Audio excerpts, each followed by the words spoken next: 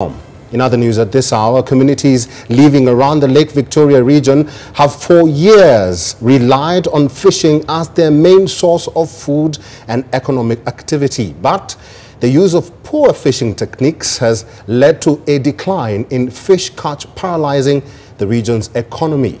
Shukri Wachu visited Usenge Beach in Siaya County and takes us through the challenges fishermen on Lake Victoria undergo to make ends meet.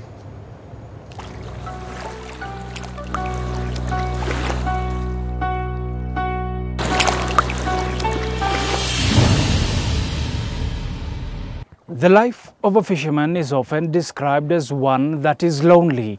For thousands, however, in the Lake Victoria Basin counties, this is the only life they know. Have you ever wondered, however, what it takes for these fishermen to make ends meet?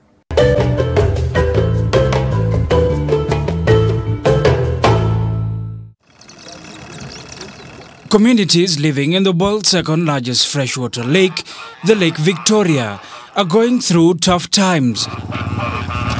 But just like the little limping egret bird, residents living around the lake have managed to surmount their challenges. To many residents of Usenge Beach in Siaya County, fishing is not just a source of livelihood, but a way of life that has been passed down from generation to generation. The current generation, however, doesn't seem to be enjoying the good old days. After completing high school, Alfredo Dhiambo's path in life was all set, but all has not been rosy. Kazi ya uvuvi ni ngumu tena sana. Juu naona siku hizi maboti ziko mingi, sasa inalingana bahati yako sasa. During the day, their fishing boats are normally converted into commuter vessels, as any attempt to fish in the morning and afternoon is literally a futile expedition. Hapa penye tuko Kenya, lakini mostly tunakimbiaga huko side za Uganda huko juu. Na huko Kenya side za Kenya hakuna samaki.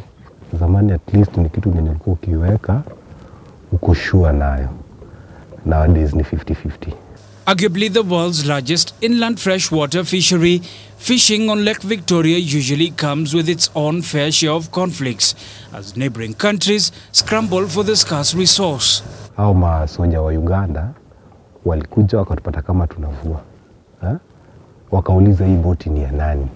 Kwa sababu wako na almost record za boti zao na inatoka beach gani. Wewe kusema ati hii boti ni ya Usenge Beach, hiyo unavurutwa. Wewe utatupwa ndani, boti itavurutwa juu. Saa mdozi mwenye boti kama anataka boti yake, kuna penalty yenye atapigwa yenye kama ni kidogo ni kitu 40,000. Alafu nyinyi wavuvi kila mtu atapigwa faini ya kwake. Wao wajeshi wa Uganda wakisha tufikia, wanatulazimisha tukule hizo samaki zenye tumevua hapo kwao. Tukule samaki mbichi. Na hakuna kitu unaweza fanya juu ukikosa kukula unauawa. Kama kuna maneno tunajaribu kukaa chini na the authorities from Uganda so that wana sensitize wavuvi wetu masheria yenye wakifika kule wafuate sheria za huko. 80% of Kenya's annual fish catch comes from Lake Victoria, with data from the Kenya Marine and Fisheries Research Institute indicating that 4% of the catch is tilapia, 33% Nile perch, with 53% being dagaa, popularly known as omena. We ventured into the waters after sunset, heading northeast, and the more distance we covered, the darker it became, and the more intense the winds and tides blew. From a distance, we noticed patches of evenly spread bright spots, so we decided to follow it. Half an hour later, we came across these fishermen, silently and patiently waiting for their next catch. Kwanza tukitoka kwa beach, tunatoka saa 12 jioni hivi, saa 11. Alafu tunaenda kilomita 7-8 hivi. Tunaweka hii nyavu vizuri na tuko na kapera pia, alafu tunalala. Not even the heavy tides can disturb their sleep. And when the time comes, they quickly pick their fishing gear and start retracing the nightlights strategically placed across the lake. Amidst the shuffling and pulling, these fishermen hope that they will have a great catch. When they finally reel in the net, the result is difficult to accept. 2 hours of waiting and they have barely harvested a kilogram of omena. Umeenda kilomita mengi, umetumia full mengi, alafu kwa bahati mbaya umekosa omena. Hiyo umeenda loss. The Fisheries Research Institute has attributed the dwindling fish stock to eutrophication, proliferation of invasive species, overfishing and the use of illegal and undersized fishing gear. We've done several portraits on removing these illegal fishing gears, but it seems there are still some like monofilament. Hata ikikatika chini ya maji, pengine imeshika mawe, pengine imemwagika, haiwezi osa for 30 years. So inaendelea kusika samaki na inakufa. Inafanya kitu inaitwa ghost fishing. Inashika tu na zinakufa hapo, hakuna mtu yenye anachukua. Tunaweza kuwa tuna samaki. Tunaweza kuwa nayo, but tumeshindwa kulinda hiyo samaki yetu. As God given, wanasema this is a God given resource and therefore cannot be overfished. Back to the waters, we encounter yet another fishing crew.